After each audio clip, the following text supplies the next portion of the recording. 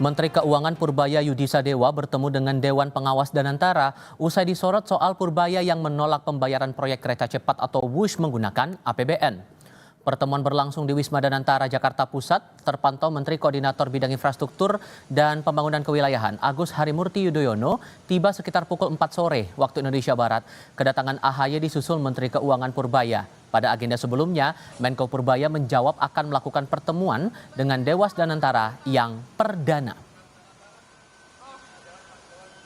Oke, siap. Makasih, Pak. Ngomong utang KCIC nggak Pak habis ini sama Danantara? Utang KCIC sama Danantara bisa dibahas nggak Pak? Nanti saya lihat, ini kan pertemuan Dewan Pengawas yang untuk saya pertama ya. Saya mau lihat seperti apa. Bukannya kemarin udah jawab dia, katanya jawabannya tegas. Dengan 2 opsi katanya Pak, antara dikasih ke pemerintah atau suntik ke AI. Gimana Dia Pak? emang nggak tegas itu mah. Rapat Menko bersama Dewan Pengawas Danantara turut dihadiri Menteri Koordinator Bidang Pemberdayaan Masyarakat Muhaimin Iskandar, Menteri Koordinator Bidang Pangan Zulkifli Hasan, dan Menteri Koordinator Bidang Perekonomian Airlangga Hartarto.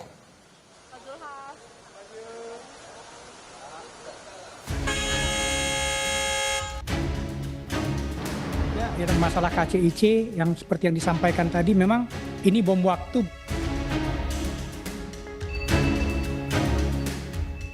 Beban utang kereta cepat Jakarta-Bandung atau WUSH kini menjadi beban berat bagi pihak yang menanggung utang. Dirut PT KAI Bobi Rashidin bahkan menyebut masalah utang PT KCIC selaku pengelola operasional WUSH sebagai bom waktu. Terutama kami dalami juga ya, masalah KCIC yang seperti yang disampaikan tadi memang ini bom waktu buat. Sebentar Pak Bobi, Bapak siapa yang managing direkturnya? KAI ini siapa? Sama Bu Febri. Oh, Bu Febri. Nah, tolong bicarakan soal di dalam RKAP-nya Danantara 2025, salah satunya ada penyelesaian permasalahan WUSH ini. Jadi kami akan koordinasi dengan Danantara untuk penyelesaian KCIC ini. Bola panas utang proyek WUSH pun kembali bergulir usai Chief Operating Officer Danantara, Doni Oskaria, mengajukan 2 skema penyelesaian utang proyek kereta cepat WUSH. 2 skema itu diantaranya dengan menyuntikkan dana kepada PT KAI atau menyerahkan infrastruktur kereta cepat kepada pemerintah. Yang artinya PT KCIC sebagai pengelola operasional akan mengubah model bisnisnya menjadi operator tanpa kepemilikan infrastruktur. Kami sudah rapat dengan Menko Infrastructure, kita juga sudah rapat dengan Kementerian Perhubungan, menawarkan beberapa opsi yang kita harapkan nanti menjadi solusi terbaik bagi industri kereta api kita ke depan. Salah satu opsi tentu saja adalah bagaimana kemudian kita menambahkan equity kita, ya, sehingga ini kan loan-nya yang teman-teman juga tentu tahu ya, bahwa ini utang pembangunannya cukup besar. Nah ini apakah kita menambah equity sehingga kemudian perusahaan ini menjadi self-sustain, karena secara operasional mereka kan sudah cukup ya, jadi EBITDA-nya sudah positif ya perusahaan ini, sehingga hanya equity-nya waktu itu kekecilan kita menempatkannya. Apakah kemudian kita tambahkan equity yang pertama, atau kemudian memang ini kita serahkan infrastrukturnya sebagaimana industri kereta api yang lain, infrastrukturnya itu milik pemerintah. Namun Menteri Keuangan Purbaya menolak skema yang disodorkan Danantara. Menurut Purbaya, Danantara sebagai pengelola badan investasi BUMN semestinya bisa mengatasi masalahnya sendiri, termasuk utang. Terlebih Danantara mengantongi 80 triliun rupiah dari dividen dalam setahun. Utang KCIC dibiayai APBN. Tapi kalau ini kan KCIC di bawah Danantara kan ya? Kalau di bawah Danantara kan mereka udah punya manajemen sendiri, udah punya dividen sendiri yang rata-rata setahun bisa 80 triliun atau lebih. Harusnya mereka manage dari situ, jangan ke kita lagi. Karena kan kalau enggak ya semuanya ke kita lagi, termasuk dividennya. Jadi ini kan mau dipisahin swasta sama government. Ya jangan kalau enak swasta, kalau nggak enak government. Saya pikir begitu ya Pak.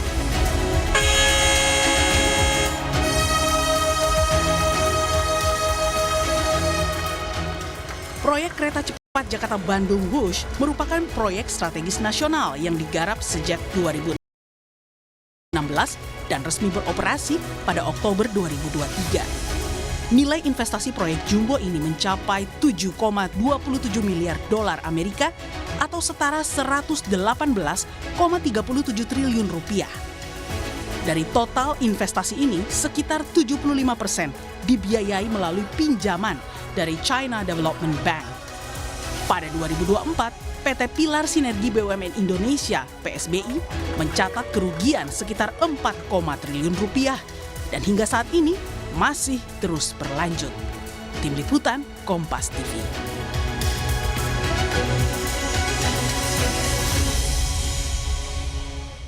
Kerugian proyek WUSH ibarat bom waktu bagi PT KAI selaku penanggung utang. Sementara 2 skema yang diajukan Danantara ditolak Menteri Keuangan Purbaya.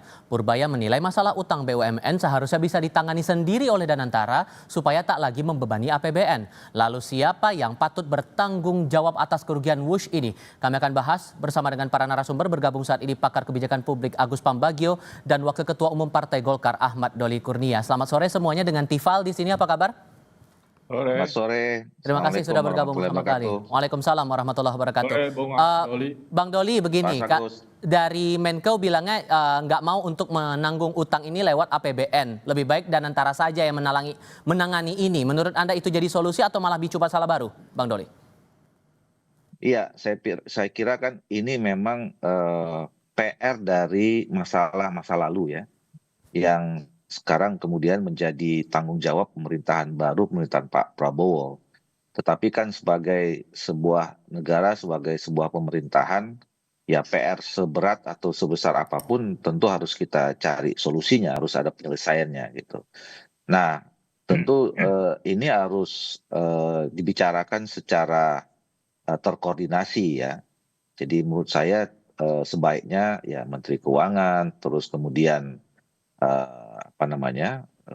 Danantara, kemudian juga mungkin pihak kereta apinya ya bisa duduk bersama membicarakan masalah ini. Jadi sebaiknya dibicarakan terlebih dahulu.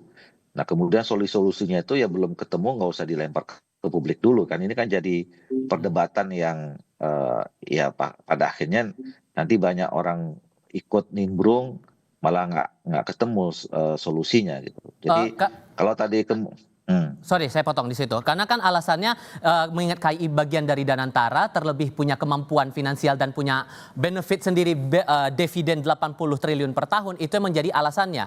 Menurut Anda Danantara mampu menalangi itu atau justru perlu dipadukan dengan APBN, Bang Doli?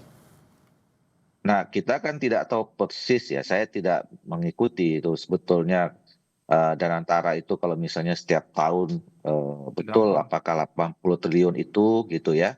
Dan kemudian kalau memang benar ada, tentu saya kira kan Danantara juga mungkin sudah punya program-program lain yang juga menjadi sudah ditetapkan sebelumnya gitu. Okay. Nah, apakah kemudian salah satunya ini sudah ditetapkan itu adalah soal WUSH ini, itu kan kita nggak tahu ya. Baik. Nah, makanya oleh karena itu dicarikanlah skema yang paling tepat ya. Karena bagaimanapun kan ini barangnya sudah jadi ya, dan masyarakat juga saya lihat dari hari ke hari saya perhatikan juga sudah menggunakan ini. Kalau tadi tidak salah Pak Doni kan sudah mengatakan sebetulnya secara ekonomis ini sudah jalan, tinggal masalah equity-nya dulu dan soal utangnya kan yang problem gitu. Mengingat hari ini juga ada pertemuan antara Menko dan Danantara, kita coba tinjau dulu laporan terbaru dari tim liputan kami. Sudah ada Fedriska Ananda dan Bondan Wicaksono yang saat ini berada di Wisma Danantara.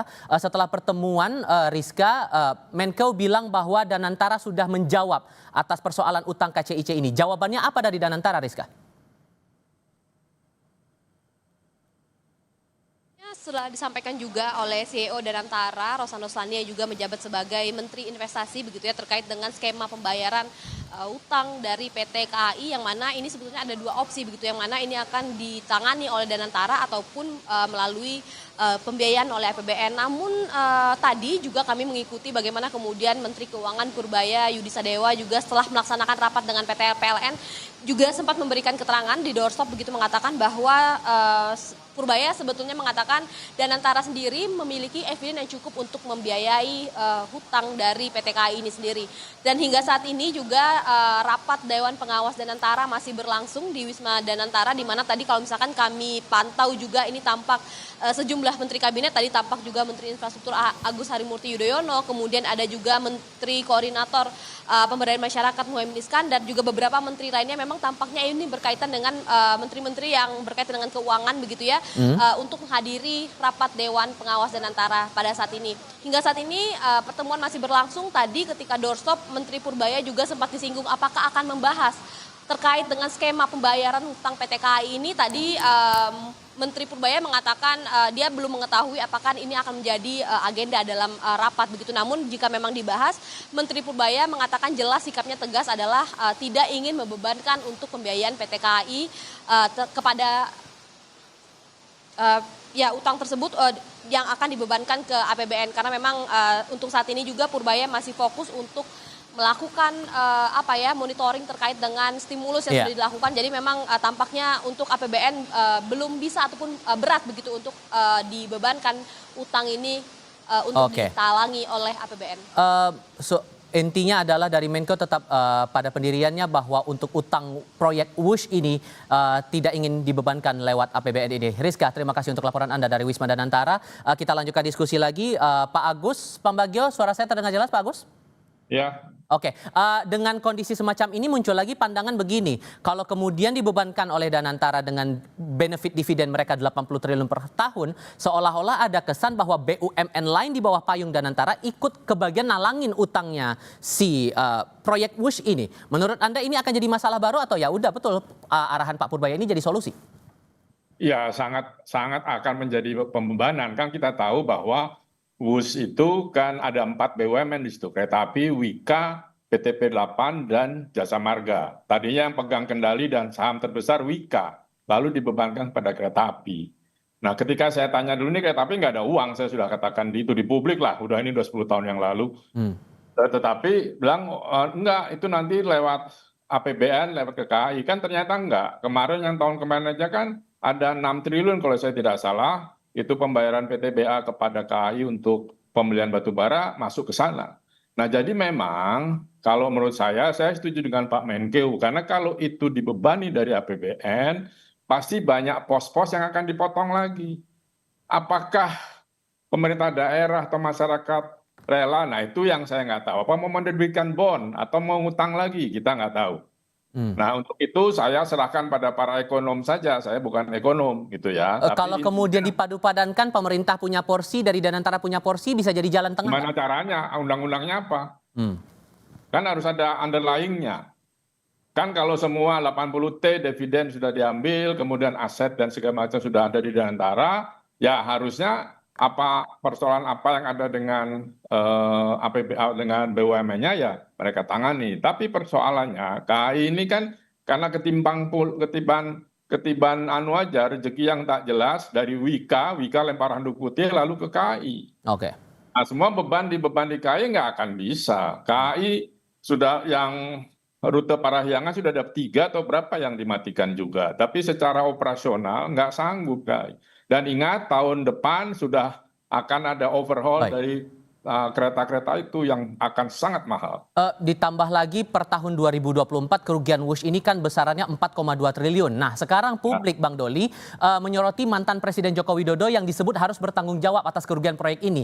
Anda sebagai bagian dari partai pendukung pemerintahan Jokowi saat itu meresponnya gimana dengan pandangan ini? Tepat nggak kira-kira? Ya, saya kira kan ini bukan proyek orang per orang ya. Bukan juga proyek satu presiden, kemudian setelah selesai presidennya semua proyek atau program yang sudah selesai itu kemudian dibebankan. Nah, itu yang saya katakan tadi, ini kan sudah menjadi milik publik ya, milik negara gitu. Nah, sebesar apapun masalahnya ya memang harus diselesaikan. Nah, tentu memang ini menjadi PR, saya katakan tadi di awal kan PR dari pemerintahan baru ini yang harus kita selesaikan. Nah, tetapi memang ini saya kira memang belum ditemukan tuh solusi itu. Ini kan jadi dilema. Kalau tadi diselesaikan melalui dana para BUMN yang ada di Danantara itu. Kalau kayak gini kondisinya, maka menurut Anda siapa yang patut bertanggung jawab? Bang? Karena utangnya ada kemungkinan bisa membesar lagi loh. Ya bertanggung jawab ya negara lah, ya kan? Dan itu yang saya kira harus kemudian dicari penyelesaiannya. Nah, saya kira saya setuju kalau memang ada pertemuan saat ini para menteri-menteri yang terkait dengan ekonomi, ya kalau ini menjadi masalah yang dianggap besar di kemudian hari ya berkaitan dengan soal utang dan segala macam itu ya memang harus dibicarakan serius. Nah, kemudian saya lanjutkan tadi. Sebaliknya kalau kita kemudian bebankan ke APBN, tambah masalah baru lagi. Kita sama-sama tahu nih kemarin beberapa minggu yang lalu aja misalnya dana transfer keuangan ke daerah itu dipotong, itu sudah menimbulkan reaksi yang luas juga gitu ya, karena pembangunan di daerah itu kan juga menyangkut juga masyarakat di daerah. Nah kalau kemudian tiba-tiba nanti diputuskan APBN ini dialihkan lagi sebagian ke bayar hutang ini, sementara kepala-kepala daerah itu mereka tahu bahwa dananya juga mereka dikurangin, itu juga pasti akan menjadi masalah baru. Nah oleh karena itu nggak segampang kita cuma punya pilihan antara bayar utang melalui Danantara atau dengan APBN. Dua-duanya itu punya implikasi yang tidak sedikit, tidak kecil. Makanya saya kira harus dicari solusinya. Pak Agus, Anda juga sudah buka-bukaan kalau perkara utang WUSH ini karena Jokowi atau Presiden Jokowi tidak mendengar saran Anda waktu itu. Sehingga menurut Anda kalau kondisinya seperti sekarang, siapa yang bertanggung jawab? Ya tentu yang mempunyai ide kan saya sudah sampaikan plus minusnya, saya sampaikan terus tidak dipercaya ya sudah nggak apa-apa, saya kan rakyat biasa yang mencoba memberikan masukan karena dipanggil. Ya kalau itu ya yang punya ide itu yang harus bertanggung jawab tentu secara negara, tapi bagaimana pertanggungjawabannya pemindahan dari Jepang ke Cina itu pun kan bermasalah sampai harus mengirim 2 orang minta maaf ke pemerintah sana itu bermasalah. Konteks Anda memberikan saran waktu itu ke Pak Jokowi dalam hal apa? Ya banyak sudah saya sampaikan sejak 10 tahun yang lalu ya, saya katakan ini proyek mahal tidak mungkin dieksekusi. Oh nggak bisa kok, ini harus. Saya malah tanya, lo Agus setuju nggak kalau bangsa yang maju itu harus menguasai teknologi? Saya bilang saya setuju. Nah itu saya pilih kereta cepat. Saya bilang loh ini kan sudah dikerjakan oleh pemerintah Jepang bilateral dengan loan dari JICA dan sebagainya. Oh enggak, kita cari yang paling paling oke. Ini B2B tidak G2G. Oh oke, tapi kan akhirnya G2G juga kalau begini. Urusannya negara harus menanggung. Ya pokoknya semua detail yang Anda tanyakan itu sudah saya berikan. Sudah saya sampaikan ke media juga. Sekarang berulang lagi, saya males juga sebetulnya. Nah, udah berjalan, bukan salah saya. Kan saya sudah nyampaikan, kenapa gue dikejar terus kan gitu.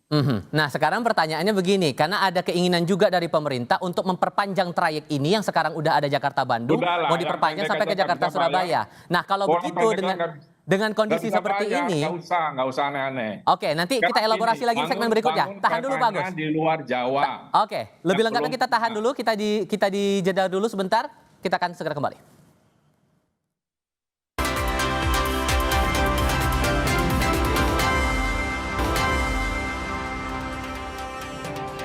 Pak Agus kayaknya udah gregetan nih pas saya tanya kalau kemungkinan proyek Jakarta-Surabaya diteruskan nggak perlu. Apa yang dikhawatirkan Pak Agus? Ya pakai duitnya siapa? Mau Cina lagi? Ya kan? Nah sekarang kalau mau Cina lagi, ya tentu ngutang lagi. Terus nanti barternya apa kalau nggak bisa bayar? Saya sangat khawatir dengan masalah geopolitik. Kalau dia minta Natuna bikin pangkalan di sana seperti apa? Ini kan pertanyaan saya. Kan kita tahu kasus Sri Lanka dengan pelabuhannya. Nah sekarang mau di mana? Mau gimana? Harus diselesaikan nih segera. Terserahlah siapa yang mau bayar dan Danantara atau pemerintah. Tentu konsekuensinya sangat besar. Tadi Bung Doli sudah sampaikan. Kalau kemungkinannya pakai bantuan Danantara untuk menyelesaikan itu bisa bakal cepat nggak selesainya menurut Anda Pak Agus? Ya ya harus prosesnya kan underlyingnya harus ada. Kan Danantara sendiri pendiriannya PP Perpresnya dan sebagainya belum ada. Sekarang BUMN juga bingung tuh kalau kerja karena Permen 123 menjadi dasar kan sudah pindah dan belum. Nah sekarang kalau mau pakai ini ya tentu harus dibuat underlyingnya. Dan lagi jangan lupa ini keretanya sudah masuk ke fase service dan itu biayanya mahal. Oke, Bang Doli, kalau kemudian ada niat dari pemerintah untuk membuat trayek ini lebih panjang sampai ke Surabaya, menurut Anda fair dengan kondisi utang Jakarta-Bandung saja ini belum selesai? Ya saya kira satu-satu lah ya. Ini kan masalah yang tidak kecil ya. masalah besar loh ini, utangnya besar sekali. Dan menurut saya ya sebelum ini diselesaikan kita juga tidak usah menambah pekerjaan baru. Tadi kan saya katakan ini pekerjaan rumah ya. Jadi pekerjaan rumah yang satu ini kita belum tahu solusinya seperti apa. Jangan kemudian kita mengambil langkah mencari PR baru gitu loh. Ya, jadi selesaikan satu-satu dulu.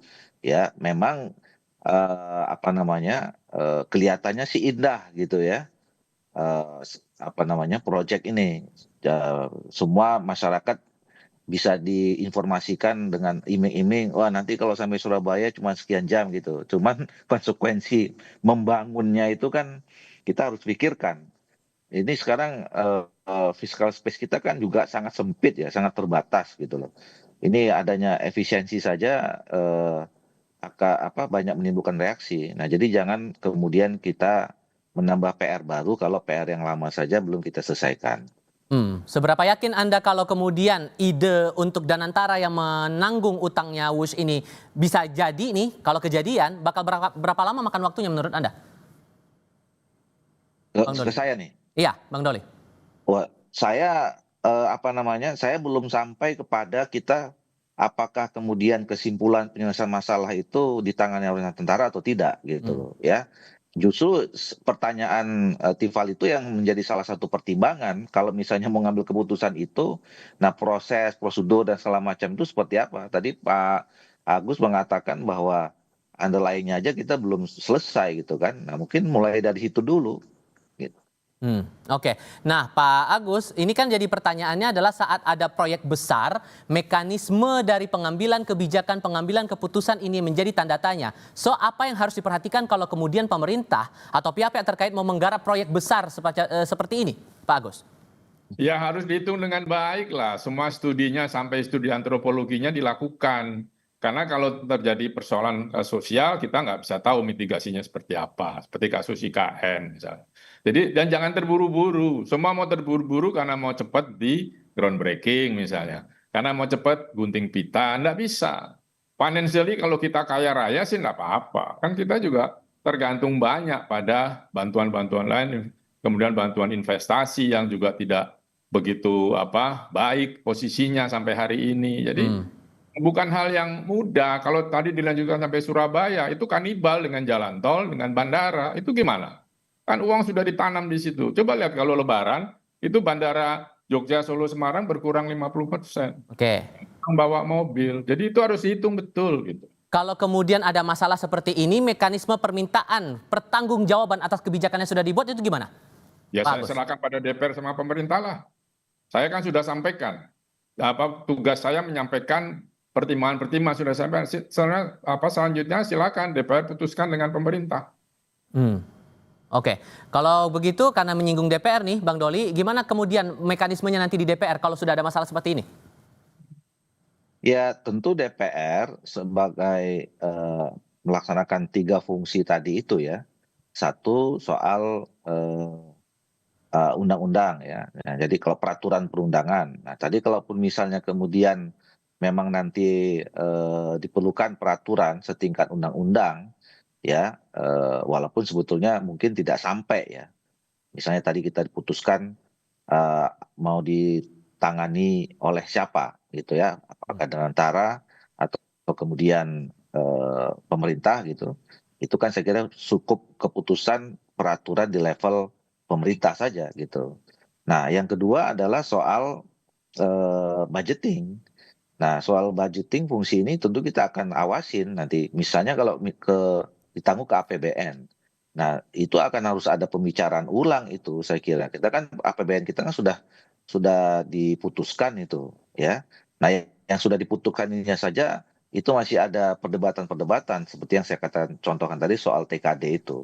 Nah kalau tiba-tiba dimasukkan lagi ini, itu akan, nah saya kira DPR juga akan betul-betul sangat hati-hati dan mempertimbangkan tuh kalau kemudian nanti hutang itu dimasukkan ke APBN lagi. Dan fraksi Golkar akan siap meminta pertanggungjawaban pihak terkait terutama pemerintah atas masalah utang ini. Ya ini menjadi tanggung jawab kita semua pada akhirnya ya. Tadi saya katakan ini kan barangnya sudah jadi gitu ya, sudah ada, sudah dipergunakan, gitu loh, sudah dijalankan, cuman masih menyisakan PR apa utang yang mau tidak mau, suka atau tidak suka, ya harus menjadi tanggung jawab kita. Terlepas dulu siapa yang kemudian punya ide, punya gagasan gitu, dan ini kan kita menjalankan negara ya, institusi, pertanggungjawabannya itu diserahkan kemarin, peralihan dari satu proses produk kepemerintahan ke satu Oke. yang berikutnya kan sudah dilaksanakan. Ya tadi saya katakan mau tidak mau, suka atau tidak suka, ya ini harus kita selesaikan. Oke, singkat saja Pak Agus, ini tanggung jawab kita semua kalau kata Bang Doli. Iyalah. Ya tentu masyarakat berharap yang terbaik dan jangan mengulangi jatah-jatah buat mereka. Ada nggak? Terserah. Makanya saya serahkan pada pemerintah dan DPR untuk diputuskan mau seperti apa. Kalau mau hal-hal yang lain karena dampaknya ketika nanti tidak terbayar pun harus dipikirkan. Termasuk yang tadi saya sampaikan soal geopolitik. Oke, Pak Agus Pambagio, Bang Ahmad Doli Kurnia, terima kasih banyak sudah berdiskusi bersama kami. Sehat selalu semuanya. Selamat sore. Terima kasih. Sama sore.